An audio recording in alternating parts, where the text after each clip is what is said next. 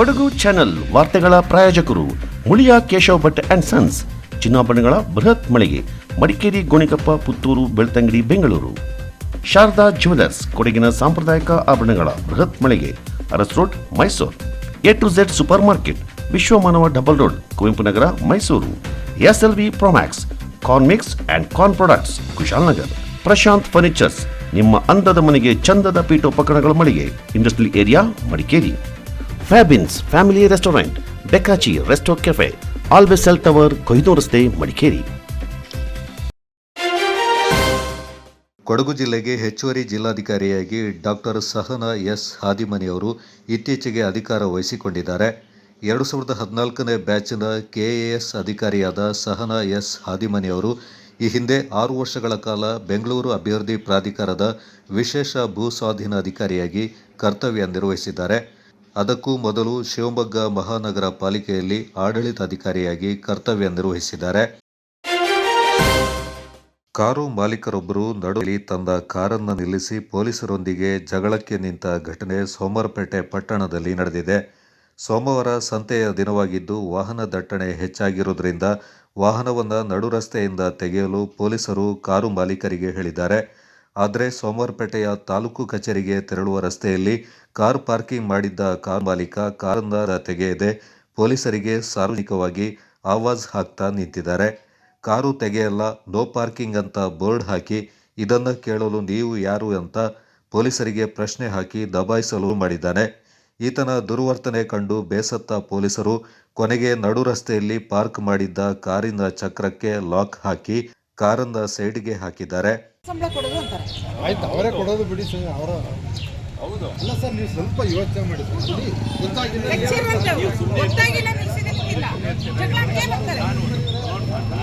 ನೋಡ್ರಿ, ನಾವು ಇದರೆಲ್ಲ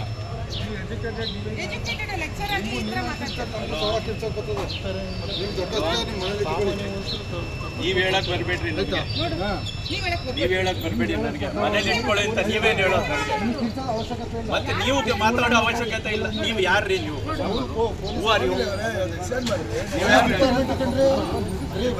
ನೀವು ಯಾರ್ರಿ? ನೀವು ಹೇಳಕ್ಕೆ ಇರ್ಲಿ, ಇವ್ರು ಮನೇಲಿ ಇಟ್ಕೊಳ್ಳಿ ಅಂತಾರೆ ನಮ್ಗೆ. ನಿಮ್ಮದು ಮನೇಲಿ ಇಟ್ಕೊಳ್ಳಿ, ನೀವು ಮಾತಾಡಕ್ ನಮ್ಗೆ ಬರಬೇಡಿ. ನೀವು ನಿಮ್ ಬುದ್ಧಿ ನಿಮ್ ಮನೇಲಿ ಇಟ್ಕೊಳ್ಳಿ, ನನಗೆ ಯಾಕೆ ಬರ್ತೀರಾ ನೀವು ಮಾತಾಡಕ್ಕಿಲ್ಲ. ಸೋಮವಾರಪೇಟೆ ತಾಲೂಕಿನ ಮಾದಾಪುರ ಗ್ರಾಮ ಪಂಚಾಯಿತಿ ವ್ಯಾಪ್ತಿಯ ಕುಂಬೂರು ಗ್ರಾಮದಲ್ಲಿ ಲಭ್ಯವಿರುವ ಪೈಸಾರಿ ಜಾಗವನ್ನು ಸ್ಥಳೀಯ ಅರ್ಜಿದಾರರಿಗೆ ಮಾತ್ರ ಹಂಚಿಕೆ ಮಾಡಬೇಕೆಂದು ಆದಿದ್ರಾವಿಡ ಸಮಾಜ ಸೇವಾ ಸಂಘದ ರಾಜ್ಯಾಧ್ಯಕ್ಷ ಹಾಗೂ ಹೈಟೆಕ್ ಸಂಘಟನೆಯ ಜಿಲ್ಲಾಧ್ಯಕ್ಷ HM ಸೋಮಪ್ಪ ಒತ್ತಾಯಿಸಿದ್ದಾರೆ. ನಗರದಲ್ಲಿ ಸುದ್ದಿಗೋಷ್ಠಿಯಲ್ಲಿ ಮಾತನಾಡಿದವರು, ಜಿಲ್ಲೆಯ ಬೇರೆ ಬೇರೆ ಗ್ರಾಮ ಪಂಚಾಯಿತಿ ವ್ಯಾಪ್ತಿಯ ಫಲಾನುಭವಿಗಳಿಗೆ ನಿವೇಶನ ನೀಡಬೇಕೆಂದು ಒತ್ತಾಯಿಸಿ ಬಹುಜನ ಕಾರ್ಮಿಕ ಸಂಘ ಲಕ್ಕೇರಿ ಪೈಸಾರಿಯಲ್ಲಿ ಕಳೆದ 9 ದಿನಗಳಿಂದ ನಡೆಸ್ತಾ ಇರುವ ಅಹೋರಾತ್ರಿ ಪ್ರತಿಭಟನೆ ಅರ್ಥಹೀನವಾಗಿದ್ದು, ಯಾವುದೇ ಕಾರಣಕ್ಕೂ ಮಾದಾಪುರ ಗ್ರಾಮ ಪಂಚಾಯಿತಿ ವ್ಯಾಪ್ತಿಯ ಅರ್ಜಿದಾರರನ್ನು ಹೊರತುಪಡಿಸಿ ಬೇರೆಯವರಿಗೆ ನಿವೇಶನ ನೀಡಬಾರದೆಂದು ಒತ್ತಾಯಿಸಿದರು. ಮಾದಾಪುರ ಗ್ರಾಮ ಪಂಚಾಯಿತಿ ವ್ಯಾಪ್ತಿಯ 500ಕ್ಕೂ ಅಧಿಕ ಅರ್ಜಿದಾರರು ನಿವೇಶನ ಲಭಿಸುತ್ತದೆ ಎನ್ನುವ ನಿರೀಕ್ಷೆಯಲ್ಲಿದ್ದಾರೆ. ಈ ನಡುವೆ ಬಹುಜನ ಕಾರ್ಮಿಕ ಸಂಘ ಲಕ್ಕೇರಿ ಪೈಸಾರಿಯಲ್ಲಿ ಪ್ರತಿಭಟನೆ ನಡೆಸ್ತಾ ಇದ್ದು, ಇದು ಜನರ ಹಾದಿ ತಪ್ಪಿಸುವ ಯತ್ನವಾಗಿದೆ. ಕಳೆದ 30-40 ವರ್ಷಗಳಿಂದ 15ರಿಂದ 20 ಕುಟುಂಬಗಳು ಲಕ್ಕೇರಿ ಪೈಸಾರಿಯಲ್ಲಿ ನೆಲೆ ನಿಂತು ಉಪಕೃಷಿ ಕಾರ್ಯ ಮಾಡ್ತಾ ಜೀವನ ಸಾಗಿಸ್ತಾ ಇದ್ದಾರೆ. ಬಡ ಕುಟುಂಬಗಳು ತಮ್ಮ ಸ್ವಾಧೀನದಲ್ಲಿರುವ ಜಾಗದ RTCಯನ್ನು ಹೊಂದಿದ್ದಾರೆ. ಕೆಲವು ವರ್ಷಗಳ ಹಿಂದೆ ಚೆಸ್ಕಾಂ ಇಲಾಖೆ 13 kV ಸಾಮರ್ಥ್ಯದ ವಿದ್ಯುತ್ ಮಾರ್ಗ ಇದೇ ಪ್ರದೇಶದಿಂದ ಹಾದು ಹೋಗುತ್ತದೆ ಎಂದು ಮುನ್ಸೂಚನೆ ನೀಡಿದೆ. ಅಲ್ಲದೆ ಈಗ ವಾಸ ಮಾಡ್ತಾ ಇರುವ ಕುಟುಂಬಗಳು ಈ ಪ್ರದೇಶದಲ್ಲಿ ಯಾವುದೇ ಕೃಷಿ ಚಟುವಟಿಕೆ ನಡೆಸಬಾರದೆಂದು ನಿರ್ದೇಶನ ನೀಡಿದೆ ಮತ್ತು ಮರಗಳನ್ನು ಬೆಳೆಸಬಾರದೆಂದು ತಿಳಿಸಿದೆ. ಈ ರೀತಿಯ ಗೊಂದಲದ ವಾತಾವರಣ ಇರುವ ಸಂದರ್ಭದಲ್ಲಿ ಅದೇ ಜಾಗವನ್ನು ನಿವೇಶನವನ್ನಾಗಿ ನೀಡಬೇಕೆಂದು ಬಹುಜನ ಕಾರ್ಮಿಕ ಸಂಘಟನೆ ಪ್ರತಿಭಟನೆ ನಡೆಸ್ತಾ ಇರುವುದು ಸರಿಯಲ್ಲ. ಜನಪ್ರತಿನಿಧಿಗಳು ಅಥವಾ ಅಧಿಕಾರಿಗಳು ಪ್ರತಿಭಟನೆಗೆ ಮಣಿದು ನಿವೇಶನ ನೀಡಲು ಮುಂದಾದರೆ ಇದಕ್ಕೆ ತಮ್ಮ ವಿರೋಧವಿದೆ ಎಂದು HM ಸೋಮಪ್ಪ ಅವರು ತಿಳಿಸಿದರು. DCಯವರ ಸಮ್ಮುಖದಲ್ಲಿ ಜನಸ್ಪಂದನ ಕಾರ್ಯಕ್ರಮ ಆಯಿತು. ಆ ಕಾರ್ಯಕ್ರಮದಲ್ಲಿ ಸಹ ನಾವು ನಿವೇಶನಕ್ಕೆ ಅರ್ಜಿಯನ್ನು ಕೊಟ್ಟು ಮತ್ತು ಏನು ನಮ್ಮ ಗ್ರಾಮ ಪಂಚಾಯಿತಿಯಲ್ಲಿ ಈಗಾಗಲೇ ನಿವೇಶನಗಳು ಯಾರಿಗೂ ಕೊಟ್ಟಿಲ್ಲ, ಇದರ ಬಗ್ಗೆ ಅವರಿಗೆ ಮನವರಿಕೆ ಮಾಡಿಕೊಟ್ಟಿದ್ದೇನೆ. ಹೊಸತ ಈಗಿನ ಸನ್ನಿವೇಶದಲ್ಲಿ ನಮ್ಮ ಮಾದಾಪುರ ಗ್ರಾಮ ಪಂಚಾಯತಿ ವ್ಯಾಪ್ತಿಯ ಹೆಕ್ಕೇರಿ ಪೈಸರಿಯಲ್ಲಿ ಈಗಾಗಲೇ ನಾವು ಸರ್ವೆ ನಂಬರು 125/1ರಲ್ಲಿ 31 ಎಕರೆ ಪೈಸರಿ ಜಾಗ ಉಂಟು ಅಂತೇಳಿ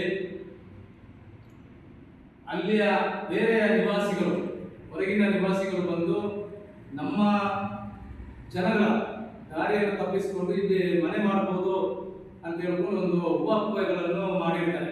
ಆದ್ರಿಂದ ನಾನು ಅಲ್ಲಿ ಸತತವಾಗಿ ನಾವು ಹಲವಾರು ವರ್ಷಗಳಿಂದ ಅದೇ ಮಾದಾಪುರ ಗ್ರಾಮ ಪಂಚಾಯತಿಯಲ್ಲಿ ಗ್ರಾಮ ಪಂಚಾಯತಿ ಪ್ರತಿಭಟನೆ ಮಾಡಿ ನಾವು ಈಗಾಗಲೇ ನಾವು ಒಂದು 400ರಿಂದ 500 ಜನಗಳ ಪಟ್ಟಿಯನ್ನು ಕೊಟ್ಟಿರ್ತೇವೆ.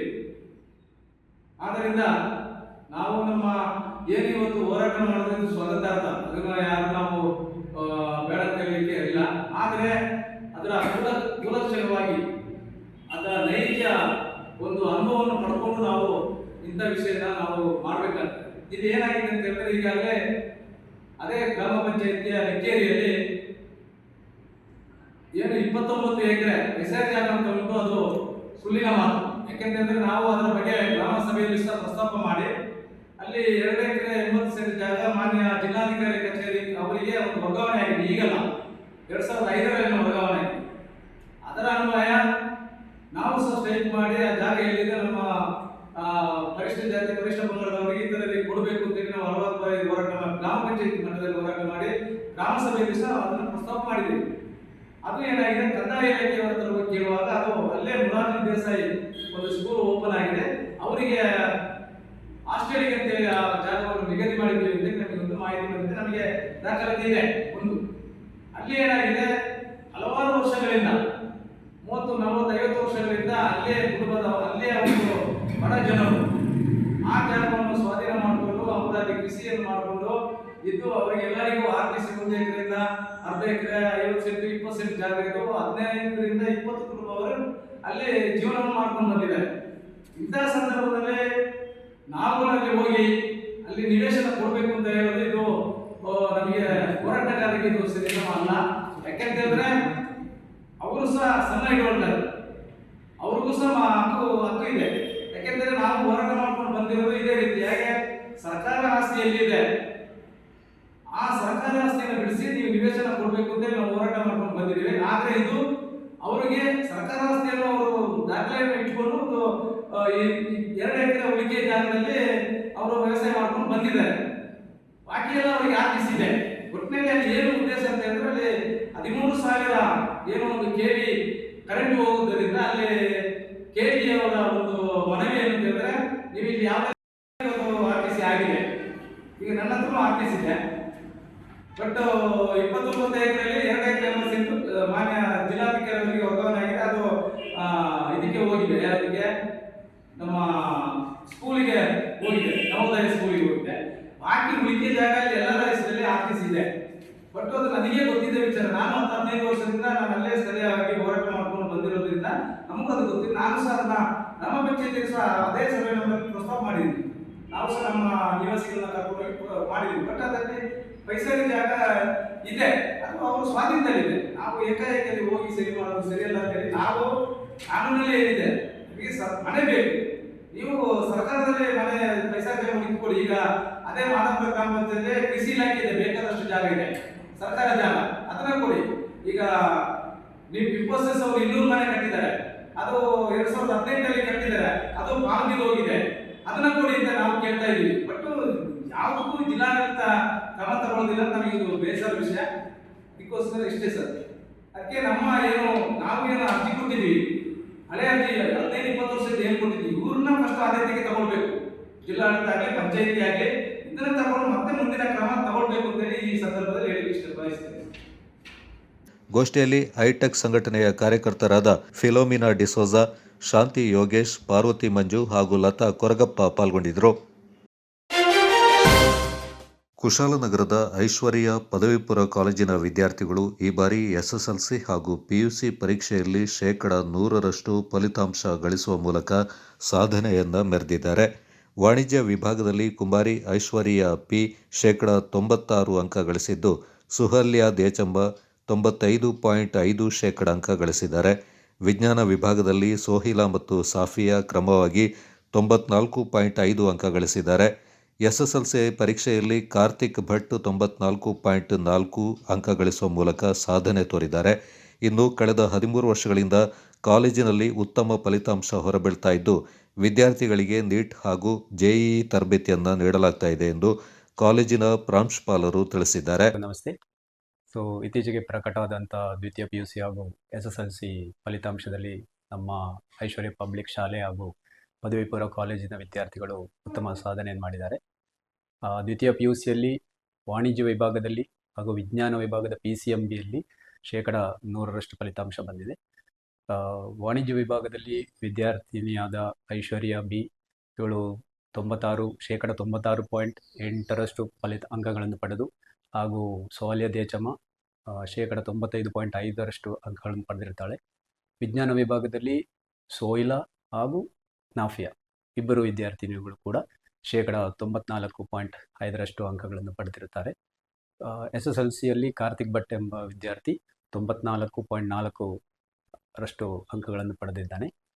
ಹಾಗೂ ಈ ಒಂದು ಯಶಸ್ಸಿಗೆ ಕಾರಣರಾದಂತಹ ನಮ್ಮ ವಿದ್ಯಾಸಂಸ್ಥೆಯ ಅಧ್ಯಕ್ಷರು, ಸಂಸ್ಥಾಪಕರಾದಂತಹ ಹುಲಿಯಣ್ಣ ರಾಮದೇವಯ್ಯ ಸರ್ ಹಾಗೂ ವಿದ್ಯಾರ್ಥಿಗಳು ಹಾಗೂ ಶಿಕ್ಷಕರು ಹಾಗೂ ಪೋಷಕರಿಗೆ ನನ್ನ ಒಂದು ಅಭಿನಂದನೆಗಳು.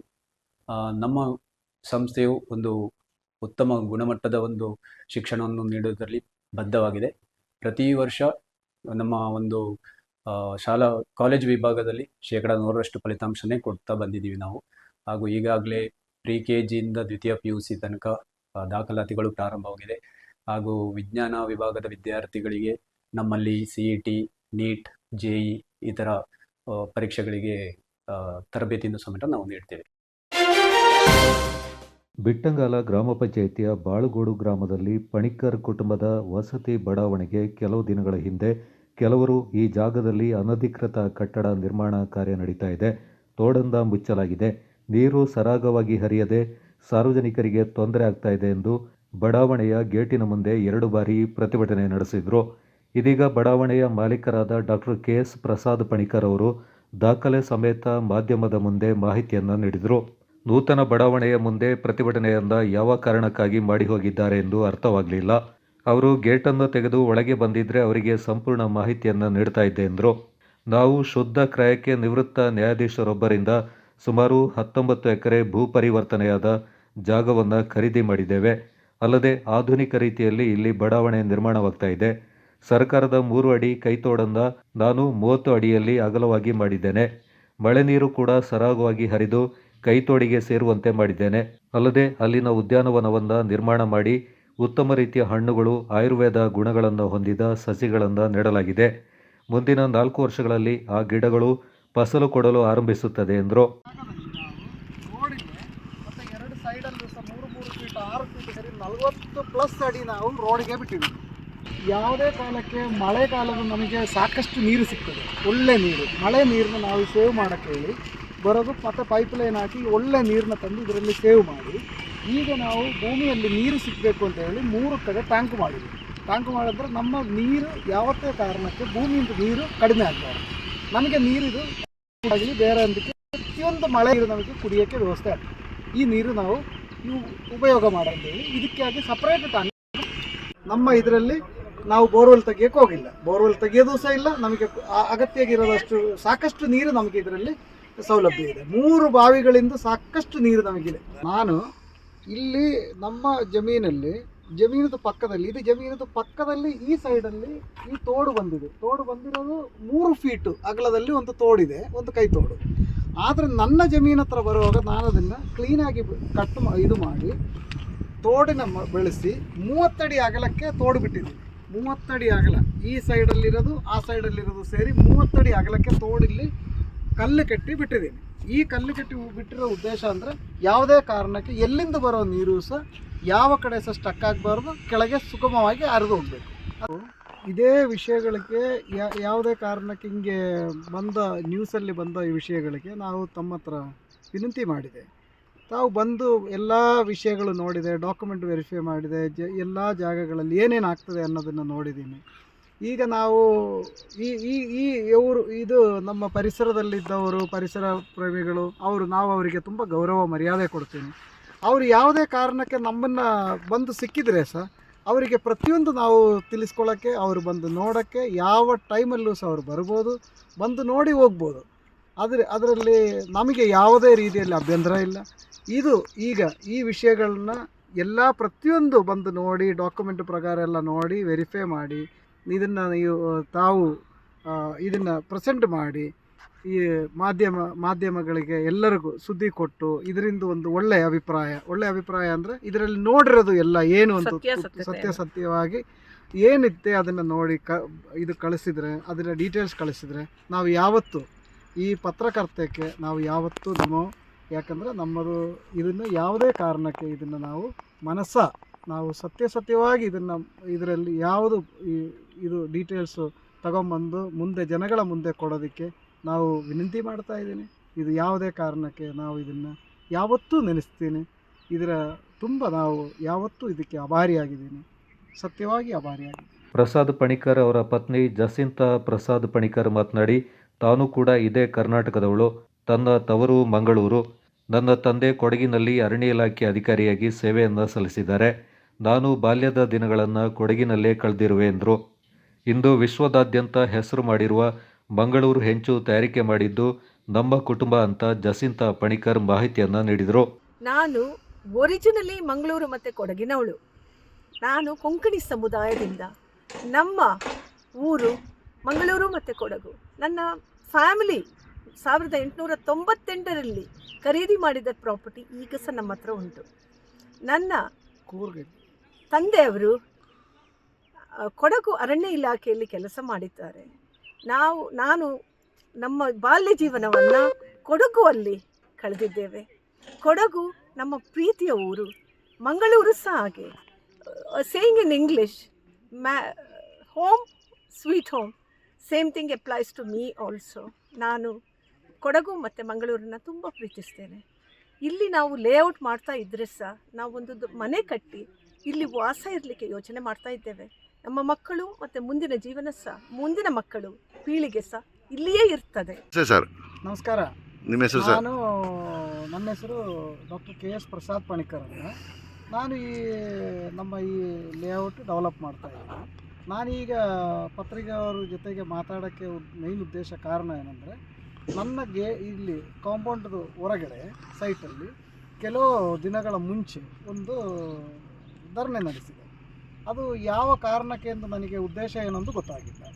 ಅದೇ ಅವರು ನನ್ನ ಬಂದು ಸಿಕ್ಕಿ ನನ್ನ ಹತ್ರ ಮಾತಾಡಿದರೆ ನಾನೇ ಅವ್ರನ್ನ ವೆಲ್ಕಮ್ ಮಾಡಿ ಒಳಗೆ ಕರ್ಕೊಂಬಂದು ಪ್ರತಿಯೊಂದು ರೀತಿಯಲ್ಲಿ ಅವರಿಗೆ ಏನು ಕೊರತೆ ಇದೆ ಅದು ಕಂಪ್ಲೀಟ್ ನಾನು ಅವ್ರ ಹತ್ರ ಕೇಳ್ತಾ ಇತ್ತು. ನಮ್ಮಲ್ಲಿ ಯಾವುದೇ ರೀತಿಯಲ್ಲಿ ಯಾವುದಾನ ಇದರಲ್ಲಿ ಅವರಿಗೆ ಏನು ಅನುಮಾನ ಆಗಿತ್ತು ಅಂತ ಗೊತ್ತಿಲ್ಲ. ಅವರು ಒಳಗಡೆ ಬಂದದೂ ಸಹ ಇಲ್ಲ. ಎಲ್ಲ ಸಾರ್ವಜನಿಕರಿಗೆ ಒಳಗೆ ಬರೋಕ್ಕೆ ಯಾರೂ ಇಲ್ಲಿ ಅಡ್ಡಿ ಇಲ್ಲ. ಅವರು ಬರ್ಬೋದಿತ್ತು. ಬಂದು ನನಗೆ ಕೇಳಿದರೆ ಅವ್ರನ್ನ ಅದೇ ಸನ್ಮಾನ ರೀತಿಯಲ್ಲಿ ನಾವು ಅವರಿಗೆ ಎಲ್ಲ ವಿಷಯಗಳು ವಿವರಿಸ್ತಾ ಇದ್ವಿ. ಇಂಡಸ್ಟ್ರಿ ವಿಷಯದಲ್ಲಿ ಮಾತಾಡಬೇಕಾದ್ರೆ ಮಂಗಳೂರು ಟೈಲ್ಸ್ ನನ್ನ ಫ್ಯಾಮಿಲಿ ಶುರು ಮಾಡಿದ್ದು. First tiles factory, roofing tiles factory, which is very famous in nationally as well as internationally. ಇವತ್ತು ಕೂಡ ಅದಕ್ಕೆ ದೇಶದ್ದು ಮತ್ತು ಹೊರದೇಶದ್ದು ಮಾನ್ಯತೆ ಉಂಟು. ನಮ್ಮ ಜಾಗ 1898ರಲ್ಲಿ ನಮ್ಮ ಫ್ಯಾಮಿಲಿ ಖರೀದಿಸಿದ ಜಾಗ ಈಗ ಸಹ ನಮ್ಮ ಫ್ಯಾಮಿಲಿಯಲ್ಲಿ, ಕೊಡಗಲ್ಲಿ ಖರೀದಿಸಿದ ಜಾಗ ಈಗ ಸಹ ನಮ್ಮ ಫ್ಯಾಮಿಲಿ ಜೊತೆ ಹತ್ರವೇ ಉಂಟು. ನಾನು ಹೇಗೆ ಹೊರಗಿನವಳಾಗಲಿಕ್ಕೆ ಸಾಧ್ಯ? ನನಗೆ ಆಶ್ಚರ್ಯ ಆಗ್ತಾ ಉಂಟು ಈ ಮಾತುಗಳು ಕೇಳಿ. ಈಗ ಈ ಲೇಔಟ್ ಮಾಡೋದು ಉದ್ದೇಶ ಅಂದರೆ, ಲೇಔಟ್ ಒಳಗಡೆ ಸೈಟ್ಗಳಾಗಲಿ ಮತ್ತು ಪಾರ್ಕ್ ಆಗಲಿ, ಗಾರ್ಡನ್ ಆಗಲಿ, ಅದೇ ಥರ ವೆಹಿಕಲ್ಗಳು ಬಂದಿರೋ ನಿಲ್ಲಕ್ಕೆ ಪಾರ್ಕಿಂಗ್ ಏರಿಯಾ ಆಗಲಿ ಎಲ್ಲ ಮಾಡಿದ್ದೀನಿ. ಅದರ ಜೊತೆಗೆ ನಮ್ಮ ಒಂದು ಉದ್ದೇಶ ಇತ್ತು, ಒಂದು ದೊಡ್ಡ ಯಾವುದಾನ ಒಂದು ಒಳ್ಳೆ ಹಾಸ್ಪಿಟಲ್ ಅವರ ಜೊತೆಗೆ ಒಂದು ಟೈಅಪ್ ಮಾಡಿ ನಾವೊಂದು ಹಾಸ್ಪಿಟಲ್ ಸ್ಟಾರ್ಟ್ ಮಾಡಬೇಕು ಅಂತ ಉದ್ದೇಶ ಇತ್ತು. ಯಾಕಂದರೆ ನಾನು ಸಹ ಒಂದು ಮೆಡಿಕಲ್ ಇಶ್ಯೂಯಲ್ಲಿ, ಎಮರ್ಜೆನ್ಸಿಯಲ್ಲಿ ನಾನು ಸಹ ಒಂದು ಸಿಕ್ಕಿ ಮತ್ತು ವಾಪಸ್ ನಾನು ಬಂದಿದ್ದೀನಿ. ಅದಕ್ಕೆ ಕಾರಣ ಮಾತಾ ಅಮೃತಾನಂದಮಯಿ ಹಾಸ್ಪಿಟಲ್ ಅಂತೇಳಿ ಕೊಚ್ಚಿಯಲ್ಲಿ ದೊಡ್ಡ ಫೇಮಸ್ ಆದ ಹೋಟೆಲ್, ಏಷ್ಯಾದಲ್ಲೇ ಹಾಸ್ಪಿಟಲ್ ಅದು, ಏಷ್ಯಾದಲ್ಲೇ ಸಹ ದೊಡ್ಡ ಮಟ್ಟಕ್ಕೆ ಇರೋದು ಹಾಸ್ಪಿಟಲ್ ಅಂದರೆ ಮಾತಾ ಅಮೃತಾನಂದಮಯಿ ಹಾಸ್ಪಿಟಲ್. ಅವ್ರ ಜೊತೆಗೆ ಮಾತಾಡುವಾಗ ಅವ್ರು ಹೇಳಿದ್ರು, ನಾವು ಇಲ್ಲಿಂದು ಜನಗಳನ್ನ ಶಿಫ್ಟ್ ಮಾಡಬೇಕು, ಇಲ್ಲ ಇಲ್ಲಿಂದ ಟ್ರಾನ್ಸ್ಪೋರ್ಟ್ ಅದು ಇದೆಲ್ಲ ಸೌಕರ್ಯಗಳು ಕಡಿಮೆ. ಅದಕ್ಕೆ ಏನು ವ್ಯವಸ್ಥೆ ಮಾಡ್ತೀರಾ ಅಂತ ಕೇಳುವಾಗ ನಾನು ಹೇಳೋದು, ನಾವೇ ಒಂದು ಎಲಿಪ್ಯಾಡ್ ಮಾಡಿದರೆ ಏರ್ ಆಂಬ್ಯುಲೆನ್ಸಿಗೆ ಸೌಕರ್ಯ ಆಗ್ತದೆ. ಒಂದು ಹಾಸ್ಪಿಟಲ್ ಅವರು ಅದರ ಜೊತೆಗೆ ಒಂದು ಆಯುರ್ವೇದ ಸೆಂಟ್ರು ಸಹ ಮಾಡ್ತಾರೆ. ಆಯುರ್ವೇದ ಮತ್ತು ಅದರ ಜೊತೆಗೆ ಯೋಗ ಸೆಂಟರ್, ಮೆಡಿಟೇಷನ್ ಮತ್ತು ಜನಗಳಿಗೆ ನಡೆಯೋಕ್ಕೆ ಸಾಕಷ್ಟು ಫುಟ್ಪಾತ್ ಏರಿಯಾಗಳೆಲ್ಲ ಇರುವಾಗ ಅದು ಎಲ್ಲ ಜನಗಳಿಗೆ ಒಂದು 60% ನಮ್ಮ ಕೂರ್ಗಿನ ಜನಗಳಿಗೆ ಒಂದು ಚಾರಿಟಿ ಬೇಸಲ್ಲಿ ಅದೊಂದು ಅನುಕೂಲ ಆಗ್ತದೆ. ಆ ಉದ್ದೇಶದಿಂದ ಅದು ಸಹ ಮಾಡುವ ಒಂದು ಪ್ಲಾನ್ ಮಾಡಿದೆ. ಅದು ಸಾರ್ವಜನಿಕರಿಗೆ ಉಪಯೋಗಕ್ಕಾಗಿಯೇ ಮಾಡೋದು. ನಮಗೆ ನಾವೇ ಒಂದು ಹಾಸ್ಪಿಟಲ್ ಕಟ್ಟಿ ನಾವು ಹೋಗಿ ಮಲಗಕ್ಕೆ ಅಂತ ಉದ್ದೇಶದಲ್ಲ ಅಲ್ಲ. ಹಾಗೆ ಅದರದ್ದು ಗುಣ ಬರೋದು ನಮ್ಮ ಸಾರ್ವಜನಿಕರಿಗೆ. ಅದನ್ನು ಇವರು ಬೇಡ ಅಂತ ಹೇಳಿದರೆ ನಮಗೆ ಏನು ಮುಂದುವರ್ಸೋಕ್ಕಾಗಲ್ಲ. ನಾವು ನಮ್ಮ ಉದ್ದೇಶ ಅನ್ನೋದು ಇದರಿಂದ ಹಣ ಮಾಡಬೇಕು, ಇಲ್ಲ ಇದೇ ಹಾಸ್ಪಿಟಲ್ನ ನಾವು ಕಮರ್ಷಿಯಲ್ ಮಾಡಬೇಕು ಅನ್ನೋ ಉದ್ದೇಶದಲ್ಲ. ಎಲ್ಲರಿಗೂ ಗೊತ್ತಿರೋ ವಿಷಯ, ಅಮೃತ ಹಾಸ್ಪಿಟಲ್ ಒಂದು ಚಾರಿಟಿ ಬೇಸಲ್ಲಿ ಅದು ಈ ನಮ್ಮ ಕೂರ್ಗಲ್ಲಿ ಒಂದು ಬಂದಿದ್ರೆ ಅದು ನಮಗೆ ಭಾರಿ ಒಂದು ಅನುಕೂಲ ಆಗ್ತದೆ. ಕೂರ್ಗಿನ ಜನಗಳಿಗೆ ಅನುಕೂಲ ಆಗ್ತದೆ. ನಮಗೆ ಅದರಿಂದ ಒಂದು ದೊಡ್ಡ ಫ್ಯೂಚರಲ್ಲಿ ಜನಗಳಿಗೆ ಅನುಕೂಲಕ್ಕಾಗಿ ನಾವು ಇದನ್ನು ಒಂದು ಪ್ಲಾನ್ ಮಾಡಿರೋದು. ಅದು ಬಿಟ್ಟು ಬೇರೆ ಏನು ಇದರಲ್ಲಿ ಉದ್ದೇಶ ಯಾವುದು. ಉದ್ಯೋಗ ಸೃಷ್ಟಿಯಾಗ್ತದೆ. ಕಲಿತ ಜನರು, ಮೆಡಿಕಲ್ ಫೀಲ್ಡಲ್ಲಿ ಕಲಿತ ಜನರು ಅಲ್ಲಿ ಕೆಲಸ ಮಾಡ್ಬೋದು. ಈವನ್ ಆಫೀಸಲ್ಲೆಲ್ಲ ಕೆಲಸ ಮಾಡಲಿಕ್ಕೆ ಉದ್ಯೋಗಗಳಿಗೆ ಅಗತ್ಯ ಆಗ್ತದೆ. ಇಲ್ಲಿ ತುಂಬ ತುಂಬ ಉದ್ಯೋಗ ಕೊರತೆ ಉಂಟು. ನಮ್ಮ ಜನ ಎಲ್ಲ ಕಡೆ ಬೆಂಗಳೂರು, ಮೈಸೂರು ಅಲ್ಲೆಲ್ಲ ಕೆಲಸ ಹುಡುಕಿಕೊಂಡು ಹೋಗ್ತಾ ಇದ್ದಾರೆ. ಇಲ್ಲಿ ಉದ್ಯೋಗ ಸೃಷ್ಟಿ ಆಗ್ತದೆ. ಯಾವುದೇ ಕಾರಣಕ್ಕೆ ಒಂದು ಆಕ್ಸಿಡೆಂಟ್ ಆಗಲಿ, ಬೇರೆ ಯಾವುದಾನ ಇದು ಬಂದರೆ ಇಲ್ಲಿಂದ ಮಂಗಳೂರು ಇಲ್ಲಾಂದರೆ ಕಣ್ಣೂರು ಇಲ್ಲಾಂದರೆ ಮೈಸೂರು ಈಚೆ ಕಡೆಗಳಿಗೆಲ್ಲ ಹೋಗೋ ಟೈಮ್, ಈ ಟೈಮಲ್ಲಿ ಎಮರ್ಜೆನ್ಸಿ ಅವರಿಗೆ ರೀಚ್ ಆಗೋಕ್ಕಾಗಿಲ್ಲ ಅಂದರೆ ಒಂದು ಜೀವಕ್ಕೆ ಹಾನಿ ಆಗ್ತದೆ. ಆ ಜೀವ ಯಾವುದಾನ ಕಾರಣಕ್ಕೆ ಒಂದು ಉಳಿಸೋಕ್ಕಾಗಂಗಿದ್ರೆ ದೇವರ ಮುಂದೆ ಅದೊಂದು ದೊಡ್ಡ ಶ್ರೇಷ್ಠವಾದ ಕೆಲಸ ಎಂದು ನಾನು ನೆನೆಸ್ಕೊಂಡಿದ್ದೀನಿ. ನನ್ನ ಮನಸ್ಸಲ್ಲಿರೋ ಉದ್ದೇಶ ಅದು ಅಷ್ಟೇ.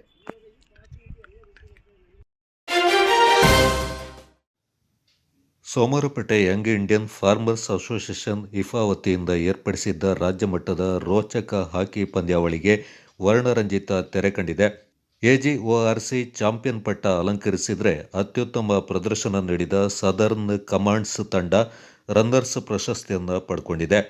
ಸೋಮವಾರಪೇಟೆಯ ಜೂನಿಯರ್ ಕಾಲೇಜು ಟರ್ಫ್ ಮೈದಾನದಲ್ಲಿ ನಡೆದ ಅಂತಿಮ ರೋಚಕ ಪಂದ್ಯದಲ್ಲಿ 3-2 ಗೋಲುಗಳಿಂದ ಎಜಿಒಆರ್ಸಿ ತಂಡಕ್ಕೆ ಗೆಲುವು ಲಭಿಸಿದೆ. ಉಭಯ ತಂಡಗಳ ಅತ್ಯುತ್ತಮ ಹಾಕಿ ಪ್ರದರ್ಶನದಿಂದ ಕ್ರೀಡಾ ಪ್ರೇಮಿಗಳಿಗೆ ರೋಚಕ ಪಂದ್ಯ ವೀಕ್ಷಿಸುವಂತಾಯಿತು. ಅತ್ಯಂತ ರೋಮಾಂಚನಕಾರಿಯಾಗಿ ನಡೆದ ಆತಿಥೇಯ ಇಫಾ ಹಾಗೂ ಬೆಂಗಳೂರು ಕೆನರಾ ಬ್ಯಾಂಕ್ ತಂಡಗಳ ನಡುವಿನ ಪಂದ್ಯದಲ್ಲಿ 5-4 ಗೋಲುಗಳ ಅಂತರದಿಂದ ಕೆನರಾ ಬ್ಯಾಂಕ್ ತಂಡ ಜಯಗಳಿಸಿತು. ಪಂದ್ಯದ ಉದ್ದಕ್ಕೂ ಉತ್ತಮ ಆಟ ಪ್ರದರ್ಶಿಸಿದ ಯಂಗ್ ಇಂಡಿಯನ್ ಫಾರ್ಮರ್ಸ್ ತಂಡ 4ನೇ ಸ್ಥಾನವನ್ನು ಪಡ್ಕೊಂಡಿತು. ಅಂತಿಮ ಪಂದ್ಯಾಟವನ್ನು ಸಾವಿರಾರು ಸಂಖ್ಯೆಯಲ್ಲಿ ಹಾಕಿ ಪ್ರೇಮಿಗಳು, ಸಾರ್ವಜನಿಕರು ವೀಕ್ಷಿಸಿದರು. ಎಜಿಒಆರ್ಸಿ ತಂಡದ ಪರವಾಗಿ ಅಂತಾರಾಷ್ಟ್ರೀಯ ಹಾಕಿ ಆಟಗಾರ ಸೋಮವಾರಪೇಟೆಯ ಆಭರಣ ಸುದೇವ್, ಜೂನಿಯರ್ ಇಂಡಿಯಾ ಹಾಕಿ ಆಟಗಾರ ಸೂರ್ಯ ಅವರು ಭಾಗಿಯಾಗಿದ್ದರು. ಅಲ್ಲದೆ ಅಂತಾರಾಷ್ಟ್ರೀಯ ಆಟಗಾರರಾದ ನಿತಿನ್ ತಿಮ್ಮಯ್ಯ, ಎಂಬಿ ಅಯ್ಯಪ್ಪ, ಹರೀಶ್ ಶೇಷೇಗೌಡ, ಪ್ರಧಾನ್ ಸೋಮಣ್ಣ, ವಿಎಸ್ ವಿನಯ್ ಮತ್ತಿತರ ಅಂತಾರಾಷ್ಟ್ರೀಯ ಆಟಗಾರರು ಪಂದ್ಯಾವಳಿಯಲ್ಲಿ ಕ್ರೀಡಾ ಪ್ರೇಮಿಗಳ ಗಮನ ಸೆಳೆದರು. ಸಂಜೆ ಯಂಗ್ ಇಂಡಿಯನ್ ಫಾರ್ಮರ್ಸ್ ಅಸೋಸಿಯೇಷನ್ನ ಅಧ್ಯಕ್ಷ ಶ್ರೀನಿಧಿ ಲಿಂಗಪ್ಪ ಅವರ ಅಧ್ಯಕ್ಷತೆಯಲ್ಲಿ ನಡೆದ ಸಮಾರೋಪ ಸಮಾರಂಭದಲ್ಲಿ ಮಾಜಿ ಶಾಸಕ ಅಪ್ಪಚ್ಚು ರಂಜನ್, ಸಮಾಜ ಸೇವಕ ಹರಪಳ್ಳಿ ರವೀಂದ್ರ, ಭಾರತದ ಕ್ರೀಡಾ ಪ್ರಾಧಿಕಾರದ ನಿರ್ದೇಶಕ ವಿಷ್ಣು ಸುಧಾಕರನ್, ಉಪನಿರ್ದೇಶಕರಾದ ಅದಿತಿ, ಸಮಾಜ ಸೇವಕ ಲೀಡಿಂಗ್ ಎಡ್ಜ್ನ ಮಾಲೀಕ ಎಡಿಕೇರಿ ಪ್ರಸನ್ನ, ಭಾರತದ ಮಹಿಳಾ ಹಾಕಿ ಕೋಚ್ ಟೀಮ್ ವೈಟ್, ಇಫಾ ಸಂಘಟನೆಯ ಉಪಾಧ್ಯಕ್ಷ ಹರ್ಷಿತ್ ಶಿವಪ್ಪ, ಕಾರ್ಯದರ್ಶಿ ಸಜನ್ ಮಂದಣ್ಣ, ಖಜಾಂಚಿ ಮೋಹಿತ್ ತಿಮ್ಮಯ್ಯ ಮತ್ತಿತರ ಗಣ್ಯರು ವಿಜೇತರಿಗೆ ಬಹುಮಾನಗಳನ್ನು ವಿತರಿಸಿದರು. ಯಶಸ್ವಿ ಪಂದ್ಯಾವಳಿ ಆಯೋಜಿಸಿದ ಯಂಗ್ ಇಂಡಿಯನ್ ಫಾರ್ಮರ್ಸ್ ಅಸೋಸಿಯೇಷನ್ಗೆ ಗಣ್ಯರು ಶ್ಲಾಘನೆ ವ್ಯಕ್ತಪಡಿಸಿದರು. ಟರ್ಫ್ ಮೈದಾನದಲ್ಲಿ ನಡೆದ ಸಾಂಸ್ಕೃತಿಕ ಕಾರ್ಯಕ್ರಮ ಎಲ್ಲರ ಗಮನ ಸೆಳೆಯಿತು. Kodagu channel news, Dushyant, Somwarpet.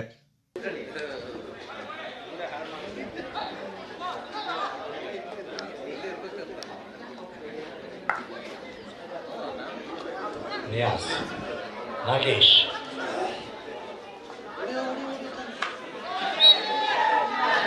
Chapali corner in favor of Team IFA Somarpet. Utilizing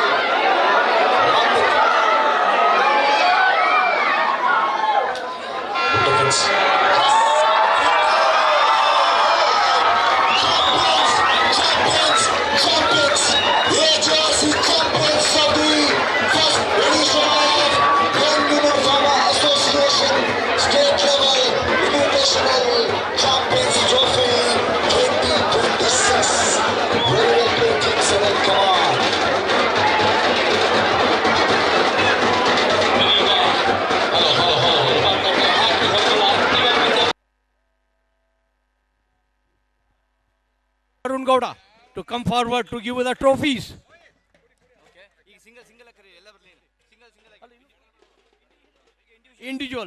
Individual mementos ಅವರನ್ನು ಕೊಡಬೇಕು.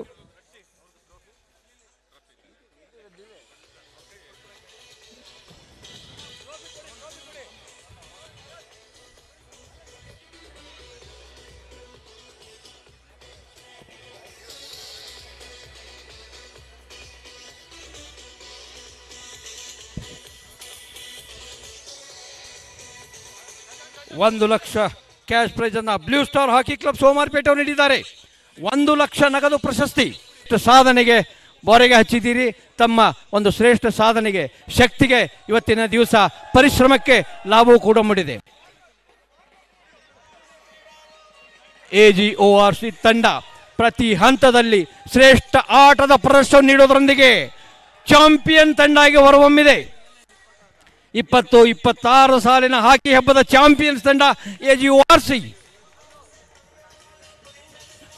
चैंपियंस टीम बनकर उभर चुकी है AGORC team.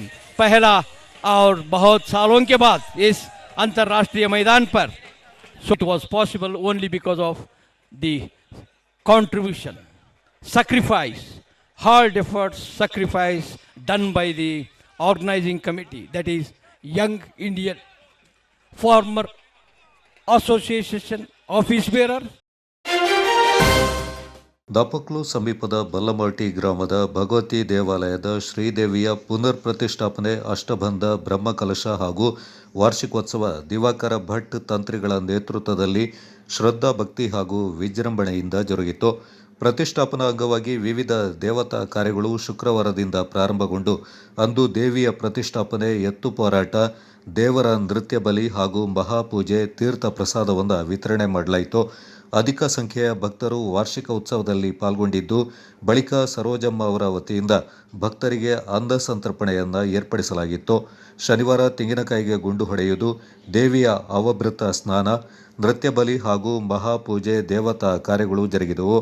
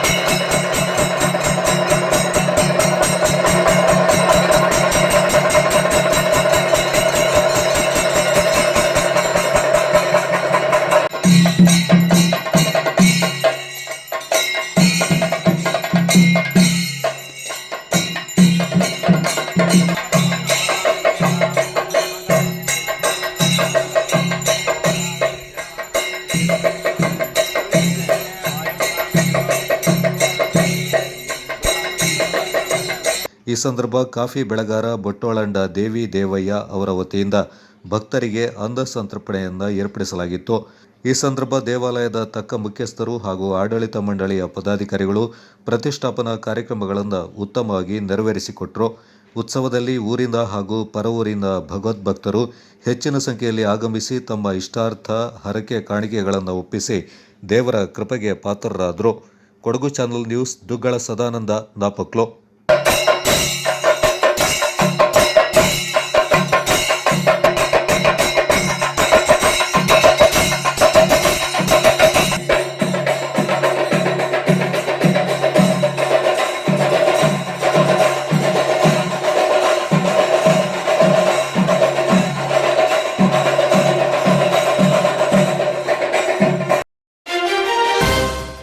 Kodagu Muslim sports trust ಆಶ್ರಯದಲ್ಲಿ 21ನೇ ವರ್ಷದ ಕೊಡಗು ಮುಸ್ಲಿಂ ಕಪ್ ಕ್ರಿಕೆಟ್ ಟೂರ್ನಿಗೆ ಕುಶಾಲನಗರದ ಗುಂಡೂರಾವ್ ಬಡಾವಣೆ ಮೈದಾನದಲ್ಲಿ ಚಾಲನೆ ನೀಡಲಾಯಿತು.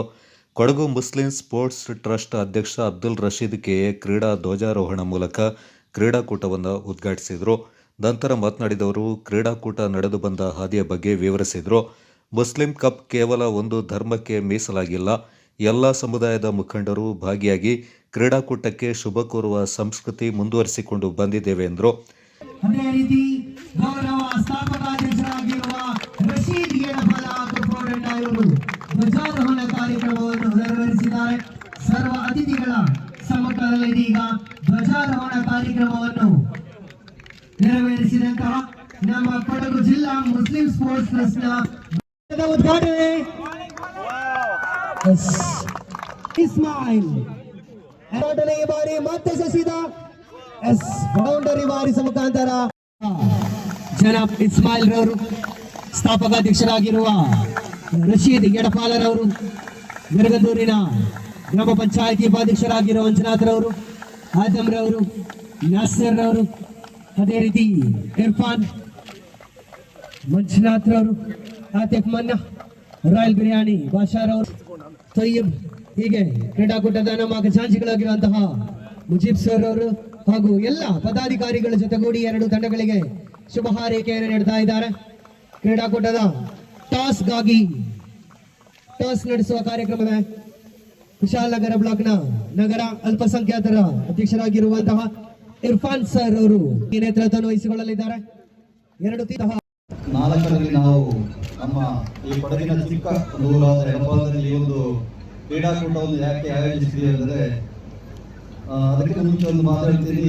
ಮೊದಲು ನಾವು ಎಡಪಾಲದಲ್ಲಿ ಕೊಡವ ಮುಸ್ಲಿಂ ಫ್ಯಾಮಿಲಿ ಕಪ್ ಅನ್ನು ಆಯೋಜಿಸಿದೆವು 2003ರಲ್ಲಿ. ಆಗ ನಮ್ಮ ಊರಿನ 8 ಫ್ಯಾಮಿಲಿಗಳು ಈ ಒಂದು ಪಂದ್ಯಾವಳಿಯಲ್ಲಿ ಭಾಗವಹಿಸಿದಾಗ ನನ್ನ ಮನಸ್ಸಿನಲ್ಲಿ ಉದ್ದೇಶಿಸಿದ್ದೇನೆಂದರೆ, ನಾವು ಫ್ಯಾಮಿಲಿ ಆಗಿದ್ದರೆ ಸರಿಯಾಗೋದಿಲ್ಲ, ನಮ್ಮ ಕೊಡಗಿನ ಎಲ್ಲ ಮುಸಲ್ಮಾನ ಬಾಂಧವರು, ಮುಸಲ್ಮಾನ್ ಅಂದರೆ ಅದರಲ್ಲಿ ಶಾಫಿ ಇರ್ಬೋದು, ಅಂಗಡಿ ಇರ್ಬೋದು, ಡ್ಯಾರಿ ಇರ್ಬೋದು, ಎಲ್ಲ ಮುಸಲ್ಮಾನವರು ಒಂದೇ ಪ್ಲಾಟ್ಫಾರ್ಮ್ ಮನೆಯಲ್ಲಿ ಆಡಬೇಕು ಎಂಬ ಒಂದು ಉದ್ದೇಶದಿಂದ ಆ ಒಂದು ಫ್ಯಾಮಿಲಿ ಎಂಬ ಇದನ್ನು ಬಿಟ್ಟು ಕೊಡಗು ಮುಸ್ಲಿಂ ಕಪ್ ಅಂತ ನಾವು ಆಯೋಜನೆ ಮಾಡಿದೆವು. ಕಳೆದ 21 ವರ್ಷಗಳು ಸಹ ಅದು ಅತ್ಯುತ್ತಮವಾಗಿ ನಡೀತಾ ಇದೆ. ಹೇಗೆ ನಡೀತಾ ಇದೆ ಅಂದರೆ, ಈಗ ವೇದಿಕೆಯಲ್ಲಿ ಬೆಳೆಯುತ್ತೀರಾ, ತಮಗೆ ಗೊತ್ತಿರಬಹುದು, ನಮಗೆ ಈವರೆಗೂ ಸರ್ಕಾರದಿಂದ ಯಾವುದೇ ಒಂದು ಅನುದಾನ ಇಲ್ಲ. ಆದರೂ ಪ್ರತಿ ವರ್ಷವೂ ಅತ್ಯುತ್ತಮವಾಗಿ ಅತ್ಯಂತ ವಿಜೃಂಭಣೆಯಿಂದ ನಾವು ಯಾವುದೇ ಅಹಿತಕರ ಘಟನೆಗಳಿಗೆ ಆಸ್ಪತ್ರೆ ನೀಡದೆ ನಡೆಸ್ತಾ ಇದೆ ಅಂದರೆ ಅದು ತಮ್ಮಂತವರ ಒಂದು ಸಹಕಾರ. ತಮ್ಮ ಬಳಿ ನಾವು ಬಂದಾಗ ಯಾವುದೇ ನಮಗೆ ಒಂದು ಆಗೋದಿಲ್ಲ ಎಂಬ ಒಂದು ಮಾತನ್ನು ಸಹ ಆಡದೆ ಅತ್ಯುತ್ತಮವಾಗಿ ನಮ್ಮ ಸಮುದಾಯದ ಕ್ರೀಡಾಕೂಟ ಎಂದು ನೀವು ಸಹಾಯ ಮಾಡಿದ್ದೀರಾ, ಅದರ ಒಂದು ಭಾಗವೇ ನಾವು ಇಲ್ಲಿ ಕಾಣ್ತಾ ಇರೋದು. ಈ ಒಂದು ಕ್ರೀಡಾಕೂಟ ಎಷ್ಟು ಅಚ್ಚುಕಟ್ಟಾಗಿ ನಡೀತಾ ಇರೋದು. ಅದೇ ರೀತಿ ಇನ್ನೊಂದು ಮುಖ್ಯ ವಿಷಯ ಅಂದರೆ, ನಮ್ಮ ಸಹೋದರಿಯರು ಎಲ್ಲರೂ ಸೇರಿ ನಡೆಸಬೇಕು ಅಂತ ನಮ್ಮ ಈ ಒಂದು ಸ್ಟೇಜ್ ನೋಡಿದ್ರಿಂದ ತಮಗೆ ಗೊತ್ತಾಗ್ತದೆ. ನಮ್ಮ ಕ್ರೀಡೆ, ನಮ್ಮ ಮುಸ್ಲಿಂ ಕಪ್ ಕ್ರೀಡಾಕೂಟ ಅಂದರೆ ಕೊಡಗಿನ ಮುಸಲ್ಮಾನ ಬಾಂಧವರಿಗೆ ಒಂದು ಮಾಡೋದು, ಆದರೆ ಇತರ ಬಾಂಧವರಿಗೆ ನಾವು ಬೇರೆ ಮಾಡ್ತಾ ಇಲ್ಲ. ನಮ್ಮ ಈ ಒಂದು ಸ್ಟೇಜಲ್ಲಿ ನೋಡಿದರೆ ಇವರು ನೋಡ್ಬೋದು, ಇನ್ನು ಮುಂದೆ ಫೈನಲಲ್ಲಿ ನೋಡ್ಬೋದು, ಇಷ್ಟವರೆಗೆ ನಡೆದ ಟೂರ್ನಿಮೆಂಟ್ ಅಥವಾ ಪಂದ್ಯಾವಳಿಯಲ್ಲಿ ನೋಡಬಹುದು. ಎಲ್ಲ ಸಮುದಾಯದ ನಾಯಕರು ಸಹ ನಮ್ಮ ಈ ಪಂದ್ಯಾವಳಿಯಲ್ಲಿ ಭಾಗವಹಿಸಿ ನಮ್ಮ ಈ ಮುಸ್ಲಿಂ ಕ್ರೀಡಾಕೂಟಕ್ಕೆ ಶುಭವನ್ನು ಕೋರ್ತಾ ಇದ್ದಾರೆ. ಮುಖ್ಯ ಅತಿಥಿಯಾಗಿ ಪಾಲ್ಗೊಂಡಿದ್ದ ಕುಶಾಲನಗರ ಗ್ಯಾರಂಟಿ ಯೋಜನೆಗಳ ಅನುಷ್ಠಾನ ಸಮಿತಿ ಅಧ್ಯಕ್ಷ ವಿಪಿ ಶಶಿಧರ್ ಮಾತನಾಡಿ, 2 ದಶಕಗಳ ಇತಿಹಾಸ ಹೊಂದಿರುವ ಮುಸ್ಲಿಂ ಕಪ್ ಜಿಲ್ಲೆಯಲ್ಲಿ ಅತ್ಯಂತ ಅದ್ದೂರಿ ಕ್ರೀಡಾಕೂಟಗಳಿಗೆ ಹೆಸರುವಾಸಿಯಾಗಿದೆ. ಸೌಹಾರ್ದ ಭಾರತ ನಿರ್ಮಾಣ, ಪರಸ್ಪರ ಭ್ರಾತೃತ್ವದ ಬಾಂಧವ್ಯ ಬೆಸೆಯುವ ನಿಟ್ಟಿನಲ್ಲಿ ಕ್ರೀಡಾಕೂಟದ ಆಶಯಗಳು ಈಡೇರಲಿ ಎಂದು ಶುಭ ಹಾರೈಸಿದರು. ಮುಸ್ಲಿಂ ಕಪ್ ಕೊಡಗಲ್ಲಿ ತನ್ನದೇ ಆದ ಛಾಪನ್ನು ಮೂಡಿಸಿ, ತನ್ನದೇ ಆದಂತಹ ಒಂದು ಕ್ರೀಡಾ ಬೇರೆ ಬೇರೆ ಜನಾಂಗದವರು, ಬಗೆಹರಿಯವರು, ಆರ್ಥಿಕವಾಗಿ ಸದೃಢರಾದವರು ಮತ್ತು ದೊಡ್ಡ ಸಂಖ್ಯೆಯಲ್ಲಿರೋರು ಎಲ್ಲರೂ ಕೂಡ ಬೇರೆ ಬೇರೆ ಸಮಾಜದ ಕಪ್ಗಳು ನಡೀತಾ ಇದೆ. ಅದರ ಮಧ್ಯದಲ್ಲಿ ತನ್ನ ಇರುವಿಕೆಯನ್ನು ಪ್ರಕಟ ಮಾಡಿ ಅತ್ಯಂತ ವ್ಯವಸ್ಥಿತವಾಗಿ, ಅದ್ದೂರಿಯಾಗಿ, ಅರ್ಥಪೂರ್ಣವಾಗಿ ನಡೆಸ್ತಿರುವ ಬಗ್ಗೆ ನಾನೆಲ್ಲ ಪದಾಧಿಕಾರಿಗಳನ್ನು ನಾನು ಅಭಿನಂದಿಸ್ತೇನೆ. ಸೊ ಈ ಕಾರ್ಯ ಯಾವುದೇ ಕಾರಣಕ್ಕೂ ಇಲ್ಲದೆ ಸುದೀರ್ಘವಾಗಿ ನಿರಂತರವಾಗಿ ನಡೆಯುತ್ತಾ ಹೋಗಲಿ ಅಂತೇಳಿ ಹೇಳ್ತಾ, ಕೆಲವು ಚಿಹ್ನೆಗಳೇ ಕೆಲವರಿಗೆ ಸಮಸ್ಯೆ ಆಗುತ್ತೆ, ಕೆಲವು ಹೆಸರುಗಳು ಕೆಲವು ಸಮಸ್ಯೆ ಆಗ್ತದೆ. ಇವತ್ತಿನ ಭಾರತ ಆ ರೀತಿ ಆಗ್ತಾ ಇದೆ. ಏನು ಮಾಡ್ಲಿಕ್ಕೆ ಆಗೋದಿಲ್ಲ. ಸಹನೆ ಬೇಕು, ತಾಳ್ಮೆ ಬೇಕು, ಸಂಯಮದಿಂದ ಇದೆಲ್ಲವನ್ನು ಎದುರಿಸೋಣ. ನಾವೆಲ್ಲರೂ ಸಮಾನ ಮನಸ್ಕರು ಏನಿದ್ದೇವೆ ಅದೆಲ್ಲದಕ್ಕೂ ಕೂಡ ಅಂಥ ಸನ್ನಿವೇಶಗಳು ಬಂದಾಗ ಒಟ್ಟಾಗಿರೋಣ ಅಂತೇಳಿ ಹೇಳ್ತಾ, ಸೊ ಇದು ಆಶಯಗಳೇನಿದೆ ಅದಾಗಲಿ, ಭಾರತವನ್ನು ಒಟ್ಟುಗೂಡಿಸಲಿಕ್ಕೆ, ಭಾರತವನ್ನು ಸದೃಢಗೊಳಿಸಲಿಕ್ಕೆ, ಭಾರತವನ್ನು ಅಭಿವೃದ್ಧಿ ಕಡೆ ಕೊಂಡೊಯ್ಯಲಿಕ್ಕೆ ಇದು ಕೂಡ ತನ್ನ ಕೊಡುಗೆಯನ್ನು ಕೂಡ ಮಾಡಲಿ ಅಂತೇಳಿ ಹೇಳ್ತಾ ನಾನು ಮುಸ್ಲಿಂ ಕಪ್ ಬಹುಶಃ ನಾನು 20 ವರ್ಷಗಳ ಹಿಂದೆ ಅಥವಾ 15 ವರ್ಷಗಳ ಹಿಂದೆ ಮೂರ್ನಾಡಿನಲ್ಲಿ ಸತತವಾಗಿ 2 ಬಾರಿ ನಿಮ್ಮ ಇದಕ್ಕೆ ಮುಖ್ಯ ಅತಿಥಿಯಾಗಿ ಬಂದಿದೆ. ಈ ರೀತಿಯಲ್ಲಿ ಅದು ಬಹಳ ಅದ್ದೂರಿಯಾಗಿ ನಡೆಯುತ್ತೆ. ಇದು ಇನ್ನೂ ಜಸ್ಟ್ ಆರಂಭಗೊಂಡಿದೆ ಅಷ್ಟೇ. 7 ದಿನದಲ್ಲಿ ಬಹಳ ದೊಡ್ಡ ಕ್ರಿಕೆಟ್ ತಂಡಗಳು ಇದನ್ನು ಆವರಿಸಿಕೊಳ್ಳುತ್ತೆ. ಇಲ್ಲಿ ಸಂಪೂರ್ಣವಾಗಿ ಇಲ್ಲಿ ಕ್ರಿಕೆಟ್ನ ಒಂದು ಆನಂದೋತ್ಸವನ ಕಾಣ್ಬೋದು. ಇಲ್ಲಿ ಬಹಳ ದೊಡ್ಡ ರೀತಿಯಲ್ಲಿ ಆಯೋಜನೆ ಆಗುತ್ತೆ, ವ್ಯವಸ್ಥಿತವಾಗಿ ಆಗುತ್ತೆ. ಯಾವುದೇ ವಾದ ವಿವಾದಗಳಿಗೆ ಆಸ್ಪತ್ರೆ ಇಲ್ದಿದ್ದಾಗೆ ಈ ಕಾರ್ಯಕ್ರಮದ ಆಶಯಗಳೇನಿತ್ತು ಆರಂಭ ಮಾಡಬೇಕಾದ್ರೆ ಒಂದು ಐಕ್ಯತೆ, ಅನ್ಯೋನ್ಯತೆ, ಬಾಂಧವ್ಯ ವೃದ್ಧಿ ಆಗಬೇಕು, ಪರಸ್ಪರ ಮಿಲನಗೊಳ್ಳಬೇಕು, ಪರಸ್ಪರ ಒಂದಷ್ಟು ಸಂವಾದಗಳ ಮೂಲಕ ಒಂದಷ್ಟು ಒಗ್ಗಟ್ಟನ್ನು ಮತ್ತು ಒಂದು ಸಂದೇಶವನ್ನು ಸಹಜವಾಗಿ ಸಂದೇಶವನ್ನು ಕೊಡಬೇಕಾಗಿರುವ ಸಂದೇಶಗಳನ್ನು ಕೂಡ ಈ ರೀತಿಯ ಕಾರ್ಯಕ್ರಮದ ಮೂಲಕ ಯಾರಿಗೆ ತಲುಪಬೇಕು ಆ ತಲುಪಿಸುವ ಕಾರ್ಯಕ್ರಮಗಳು ಕೂಡ ಇಂಥ ಕ್ರೀಡಾ ಪಂದ್ಯಾವಳಿಗಳ ಆಯೋಜನೆ ಮೂಲಕ ಆಗ್ತಾ ಇದೆ. ಕುಶಾಲನಗರದಲ್ಲಿ ಇದು 2ನೇ ಬಾರಿ ಆಯೋಜನೆ ಆಗಿದೆ. ಇದು ಗಡಿಭಾಗ ಅಂತ ಹೇಳಿದ್ರು ನಮ್ಮ ಗೆಳೆಯ ಇಸ್ಮಾಯಿಲ್ ಅವರು. ಇದು ಗಡಿಭಾಗ ಅಲ್ಲ, ಇದು ಕೊಡಗಿನ ಗೇಟ್ ವೇ ಆಫ್ ಕೊಡಗು, ಹೆಬ್ಬಾಗಿಲು, ಕೊಡಗಿನ ಹೆಬ್ಬಾಗಿಲು. ಹಾಗಾಗಿ ಇದು ವಾಣಿಜ್ಯ ನಗರಿ, ಶೈಕ್ಷಣಿಕ ನಗರಿ, ಪ್ರವಾಸೋದ್ಯಮ ನಗರಿ, ಕೈಗಾರಿಕಾ ನಗರಿ ಇತ್ಯಾದಿಗಳಿಂದ ನಾವು ಇದನ್ನು ಕರೆದು ಆನಂದಿಸ್ಕೊಳ್ತೇವೆ. ಸೊ ಇಲ್ಲಿ ಅತ್ಯಂತ ಅಚ್ಚುಕಟ್ಟಾಗಿ ಆಗಲಿ, ವ್ಯವಸ್ಥಿತವಾಗಿ ನಡೆಯಲಿ, ಯಾವುದೇ ಸಮಸ್ಯೆಗಳು ಉಂಟಾಗದಿದ್ದಾಗೆ ಇಲ್ಲಿ ಸರ್ವಶಕ್ತ ಅಲ್ಲಾಹು ಅನುಗ್ರಹ ಇರಲಿ ಅಂತೇಳಿ ಹೇಳ್ತಾ ಮತ್ತೋರ್ವ ಅತಿಥಿ ಕೆಪಿಸಿಸಿ ಸದಸ್ಯ ಮಂಜುನಾಥ್ ಗುಂಡೂರಾವ್ ಮಾತನಾಡಿ, ಗುಂಡೂರಾವ್ ಬಡಾವಣೆ ಮೈದಾನವನ್ನು ಒಳಾಂಗಣ ಮತ್ತು ಹೊರಾಂಗಣ ಸ್ಟೇಡಿಯಂ ಮತ್ತು ತರಬೇತಿ ಕೇಂದ್ರವಾಗಿಸುವ ನಿಟ್ಟಿನಲ್ಲಿ ಶಾಸಕ ಡಾಕ್ಟರ್ ಮಂತ್ರಗೌಡ ಅವರು ದೂರದೃಷ್ಟಿ ಹೊಂದಿದ್ದು, ಸಚಿವ ದಿನೇಶ್ ಗುಂಡೂರಾವ್ ಅವರ ಮೂಲಕ ಕೇಂದ್ರದ ಸಹಕಾರ ಪಡೆಯುವ ಚಿಂತನೆ ನಡೆಸಿದ್ದಾರೆಂದರು. ತಮ್ಮ ಶ್ರಮ ಆಗ್ತಾ ಇರೋದು ಅತ್ಯಂತ ಶ್ಲಾಘನೀಯ. ವೇದಿಕೆ ಮೇಲೆ ಆಸೀನರಾಗಿರುವಂತಹ ಊಟ, ತಿಂಡಿ, ನಿದ್ದೆ ಎಷ್ಟು ಮುಖ್ಯನೋ ದೇಹ ಸದೃಢವಾಗಿರ್ಬೇಕು ಅಂದ್ರೆ ಕ್ರೀಡೆನೂ ಅಷ್ಟೇ ಮುಖ್ಯ ಆಗಿರ್ತದೆ. ಹಾಗೆ ನಮ್ಮ ನಿಯಾಜ್ ಅವರು ಮಾತು ಹೇಳಿದ್ರು ಸರ್ಕಾರದ ವಿಚಾರ. ಈ ಗುಂಡ್ರಾವ್ ಕ್ರೀಡಾಂಗಣ ಇದಕ್ಕೆ ನಮ್ಮ ಮಾನ್ಯ ಶಾಸಕರು ಒಂದು ದೂರದೃಷ್ಟಿ ಯೋಚನೆ ಇಟ್ಕೊಂಡಿದ್ದಾರೆ. ಕೇರಳ ವಿಜಯ ಜೊತೆ ಟೈಅಪ್ ಮಾಡಿ ಸೆಂಟ್ರಲ್ ಗವರ್ಮೆಂಟ್ ಜೊತೆ ಇಲ್ಲಿ ಬರುವಂತ ಒಂದು ಸ್ಪೋರ್ಟ್ಸ್ ಕಾಂಪ್ಲೆಕ್ಸ್ ಮಾಡಬೇಕು. ಇಂಡೋರ್ ಔಟ್ಡೋರ್ ಕೊಡಗು ಜಿಲ್ಲೆ ಅತ್ಯುತ್ತಮವಾದ ಒಂದು ಉನ್ನತವಾದ ತರಬೇತಿ ಕೇಂದ್ರ ಮತ್ತು ಮನೋರಂಜನಾ ಕೇಂದ್ರ ಕ್ರೀಡೆಯಿಂದ ಆಗಬೇಕು ಅನ್ನೋ ಒಂದು ಯೋಜನೆಯೊಂದಿಗೆ ಅವರು ಮಾನ್ಯ ಮಂತ್ರಿಗಳಾದ ದಿನೇಶ್ ಗುಂಡೂರಾವ್ ಹತ್ರ ಮಾತಾಡಿ ಸೆಂಟ್ರಲ್ ಗವರ್ಮೆಂಟ್ ಇಂದ ಟೈಅಪ್ ಮಾಡಿ ಫಂಡ್ ಮಾಡುವಂತ ಯೋಜನೆ ಆಲ್ರೆಡಿ ಚಾಲ್ತಿಯಲ್ಲಿ ಇಟ್ಟಿದ್ದಾರೆ. ಎಲ್ಲ ಸರಿಯಾದ ಸರ್ಕಾರದಿಂದ ಅನುದಾನ ಬಂದರೆ ಕೊಡಗು ಜಿಲ್ಲೆ ಅತ್ಯಂತ ಒಂದು ಉತ್ತಮವಾದ ಸ್ಟೇಡಿಯಂ ಆಗುತ್ತೆ ಅಂತ ನಾವು ಅಪೇಕ್ಷೆ ಪಡಬಹುದು. ಎಲ್ಲ ಚಿಕ್ಕ ಪುಟ್ಟ ಜನಾಂಗದಲ್ಲಿ ಎಲ್ಲ ಜನಾಂಗದ ಇಂತಹ ಕ್ರೀಡಾಕೂಟಗಳು ನಡೀತಾ ಇದೆ. ಹಾಗಾಗಿ ನಮ್ಮ ಮುಸ್ಲಿಂ ಸಮಾಜದ ವತಿಯಿಂದ ಇಂತಹ ಒಂದು ಕ್ರೀಡಾಕೂಟ ಬೇಕು ಅಂತ ಹೇಳಿ ಸುಮಾರು 21 ವರ್ಷದ ಹಿಂದೆ ನಮ್ಮ ಪ್ರಧಾನ ಕಾರ್ಯದರ್ಶಿ ಆದಮ್ ಅವರು ನಮ್ಮ ಪ್ರಾಸ್ತಾವಿಕ ಭಾಷಣದ ಉಲ್ಲೇಖ ಮಾಡಿದ್ರು. ಮುಂದಾಲೋಚನೆಯಿಂದ ಇಂತಹ ಒಂದು ಕ್ರೀಡಾಕೂಟವನ್ನ ಬೇಕು ಅಂತ ಹೇಳಿ ಸ್ಥಾಪನೆಯನ್ನ ಮಾಡಿರ್ತಕ್ಕಂಥ ನಿಜಕ್ಕೂ ಮಾನ್ಯ ರಶೀದ್ ಅವರು, ಅಭಿನಂದನರು, ತುಂಬಾ ಸಂತೋಷ ಆಗ್ತದೆ. ಮುಂದಾಲೋಚನೆಯಿಂದಾಗಿ ಇಂತಹ ಒಂದು ಕ್ರೀಡಾಕೂಟವನ್ನ ಇಲ್ಲಿ ಆಯೋಜನೆ ಮಾಡಿ ಅದರ 21ನೇ ವರ್ಷದ ಕ್ರೀಡಾಕೂಟ ನಮ್ಮ ಕುಶಾಲನಗರದಲ್ಲಿ ಇವತ್ತು ನಡೀತಾ ಇದೆ. ಈ ಒಂದು ಕಾರ್ಯಕ್ರಮ 2026 ವರ್ಷಕ್ಕೂ ಕಾಣಿದಿರುವಂತಹ ಈ ಕ್ರೀಡಾಕೂಟದ ಈ ಸಮಾರಂಭದ ಅಧ್ಯಕ್ಷತೆಯನ್ನು ವಹಿಸಿದಂತಹ ಕುಶಾಲನಗರದ ಗಡಿಭಾಗದಲ್ಲಿ ನಡೆಯುವಂತಹ ಈ ಕ್ರೀಡಾಕೂಟ ನಿಜಕ್ಕೂ ಒಳ್ಳೆಯ ಒಂದು ಕಾರ್ಯಕ್ರಮ. ಆದರೆ ಕ್ರೀಡಾಪಟುಗಳು ಬರುವುದಕ್ಕೆ ಸ್ವಲ್ಪ ಲೇಟ್ ಆಗೋದು ಕಾಣುತ್ತದೆ. ಆದ್ದರಿಂದ ಬಂದಂತಹ ಗಣ್ಯರು ಕ್ರೀಡಾಕೂಟಕ್ಕೆ ಜನರೆಂದು ಭಾವಿಸಬೇಡಿ, ಜನರು ಬರುತ್ತಾರೆ. ಈ ಕ್ರೀಡಾಕೂಟವು ಯಶಸ್ವಿಯಾಗಿ ನಡೆಯುತ್ತದೆ. ಈ ಕ್ರೀಡಾಕೂಟದಲ್ಲಿ ಭಾಗವಹಿಸುವಂತಹ ಕೊಡಗಿನಾದ್ಯಂತಹ ಬಹಳಷ್ಟು ತಂಡಗಳಿವೆ. ಸ್ವಲ್ಪ ದೂರದಲ್ಲಿ ಆಗುತ್ತೆ ಅಂತ ಬರೆದಿರುವಂತಹ ತಂಡಗಳು ಸಹ ಬರಲಿಕ್ಕೆ ತಯಾರಿ ನಡೆಸ್ತಾ ಇದೆ. ಏನೋ ಕಾರಣಾಂತರಗಳಿಂದ ಸ್ವಲ್ಪ ಕ್ರೀಡಾ ತಂಡಗಳು ಬರುವುದಿಲ್ಲ ಅಂತ ಹೇಳಿದ್ದಕ್ಕೆ ಮೊನ್ನೆ ತಾನೇ ಈ ಕ್ರೀಡಾ ಸದಸ್ಯರುಗಳು ನಮ್ಮ ಅಧ್ಯಕ್ಷರಾದಂತಹ ರಶೀದರವರೆಲ್ಲ ಸೇರಿ ಒಂದು ಸಭೆಯನ್ನು ನಡೆಸಿ ಬರುವ ವರ್ಷದಿಂದ ಜಮಾತಿಗಾಗಿ ಎಲ್ಲಾ ಜಮಾತಿನಿಂದ ಕೊಡಗಿನಾದ್ಯಂತ ಬಹಳ ವಿಜೃಂಭಣೆಯಿಂದ ಈ ಕ್ರೀಡಾಕೂಟ ನಡೆಸಬೇಕು ಅಂತ ಅವರು ತೀರ್ಮಾನಿಸಿದ್ದಾರೆ.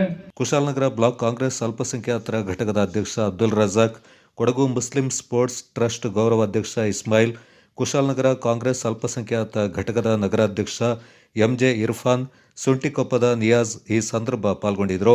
ಕುಶಾಲನಗರ ತಾಲೂಕು ಕಾರ್ಯನಿರತ ಪತ್ರಕರ್ತರ ಸಂಘದ ಅಧ್ಯಕ್ಷ ಎಂಎನ್ ಚಂದ್ರಮೋಹನ್, ಕುಶಾಲನಗರ ಜಾಮಿಯಾ ಮಸೀದಿ ಅಧ್ಯಕ್ಷ ಮೆಹತಾಬ್ ಅಹಮದ್, ದಾನಿ ಅಮ್ಜದ್, ಗರಗಂದೂರು ಗ್ರಾಮ ಪಂಚಾಯತ್ ಮಾಜಿ ಉಪಾಧ್ಯಕ್ಷ ಮುಸ್ತಫಾ, ಪ್ರಮುಖರಾದ ಫೈಸಲ್ ಈ ಸಂದರ್ಭ ಪಾಲ್ಗೊಂಡಿದ್ದರು. ಗೋಣಿಕೊಪ್ಪದ ಸರ್ಕಾರಿ ಶಾಲೆ ಮೈದಾನದಲ್ಲಿ ನಡೆದ ಕೊಡಗು ಜಿಲ್ಲೆಯ ಮಡಿವಾಳ ಜನಾಂಗದ ಕ್ರೀಡಾಕೂಟವು ಸಂಘದ ಅಧ್ಯಕ್ಷರಾದ ಡಿ ರಾಜೇಶ್ ಪದ್ಮನಾಭ ಅವರ ನೇತೃತ್ವದಲ್ಲಿ ನಡೆಯಿತು. ಪುರುಷರಿಗೆ ಕ್ರಿಕೆಟ್ ಪಂದ್ಯಾಟ ಮತ್ತು ಹಗ್ಗ ಜಗ್ಗಾಟ ಹಾಗೂ ಮಹಿಳೆಯರಿಗೆ ಹಗ್ಗ ಜಗ್ಗಾಟ ಮತ್ತು ಮನೋರಂಜನಾ ಕ್ರೀಡೆಗಳು, ಜನಾಂಗದ ಮಕ್ಕಳಿಗೆ ವಿವಿಧ ರೀತಿಯ ಮನೋರಂಜನಾ ಕಾರ್ಯಕ್ರಮಗಳು ಜರುಗಿದವು. 2 ದಿನಗಳ ಕಾಲ ನಡೆದ ಕ್ರೀಡಾಕೂಟದಲ್ಲಿ ಜಿಲ್ಲೆಯ 10 ತಂಡಗಳು ಪಾಲ್ಗೊಂಡಿದ್ದವು. ಅದರಲ್ಲಿ ಮಾರಂಬ ಯುವಕ ಸಂಘ ಬಾಳಲೆ ತಂಡ ಜಯಭೇರಿ ಬಾರಿಸಿತು. ಆಕರ್ಷಕ ಟ್ರೋಫಿ ಮತ್ತು ನಗದು ಬಹುಮಾನವನ್ನು ಪಡೆಯಿತು. 2ನೇ ಸ್ಥಾನವನ್ನು ಮಾಚಿದೇವ ಕ್ರಿಕೆಟರ್ಸ್ ಆಳವಾರ ತಂಡವು ಪಡೆದುಕೊಂಡಿತು. ಮಹಿಳೆಯರ ಹಗ್ಗಜಗ್ಗಾಟದಲ್ಲಿ ವೀರ ಮಡಿವಾಳ ಮಹಿಳಾ ಸಂಘ ಗೋಣಿಕೊಪ್ಪದ ತಂಡ ಮೊದಲ ಸ್ಥಾನವನ್ನು ಪಡೆಯಿತು. ದ್ವಿತೀಯ ಸ್ಥಾನವನ್ನು ಬಲ್ಯಮಂಡೂರು ತಂಡ ಪಡೆದುಕೊಂಡಿತು. ಪುರುಷರ ಹಗ್ಗಜಗ್ಗಾಟದಲ್ಲಿ ವೀರ ಮಡಿವಾಳ ಮಾಚಯ್ಯ ತಂಡ ಗೋಣಿಕೊಪ್ಪ ತಂಡವು ಪಡ್ಕೊಂಡ್ರೆ 2ನೇ ಸ್ಥಾನವನ್ನು ಮಡಿಕೇರಿಯ ವಾಂಡರರ್ಸ್ ತಂಡವು ಪಡೆದುಕೊಂಡಿತು. ಕರಿಂಜಮಠದ ಜಗದ್ಗುರು ಮುಕ್ತಾನಂದ ಸ್ವಾಮೀಜಿಯವರು ಆಗಮಿಸಿ ಆಶೀರ್ವಚನ ನೀಡಿದರು. ಕರ್ನಾಟಕ ರಾಜ್ಯದ ಮಡಿವಾಳ ಸಮಾಜದ ಅಧ್ಯಕ್ಷರಾದ ಹಾಗೂ ನಿಗಮ ಮಂಡಳಿಯ ಸದಸ್ಯರಾದ ಸಿ ನಂಜಪ್ಪ ಪಾಲ್ಗೊಂಡಿದ್ದರು. ಕಾರ್ಯಕ್ರಮದಲ್ಲಿ ಸಂಘದ ಪ್ರಧಾನ ಕಾರ್ಯದರ್ಶಿ ಮಹದೇವ, ಪ್ರಚಾರ ಸಮಿತಿ ಅಧ್ಯಕ್ಷ ಎಂಕೆ ರವಿಕುಮಾರ್ ಸೇರಿದಂತೆ ಆಡಳಿತ ಮಂಡಳಿಯ ಸದಸ್ಯರು, ಮಹಿಳಾ ಸದಸ್ಯರು, ಕ್ರೀಡಾಕೂಟದ ಆಯೋಜಕರು ಪಾಲ್ಗೊಂಡಿದ್ದರು. ನಮ್ಮೊಂದಿಗಿದ್ದು ನಾವು ಮಾಡಿದ್ದೀವಿ. ಆಡಳಿತ ಮಂಡಳಿಯವರು ಜೋರಾದ ಚಪ್ಪಾಳೆ ಅಧ್ಯಕ್ಷ.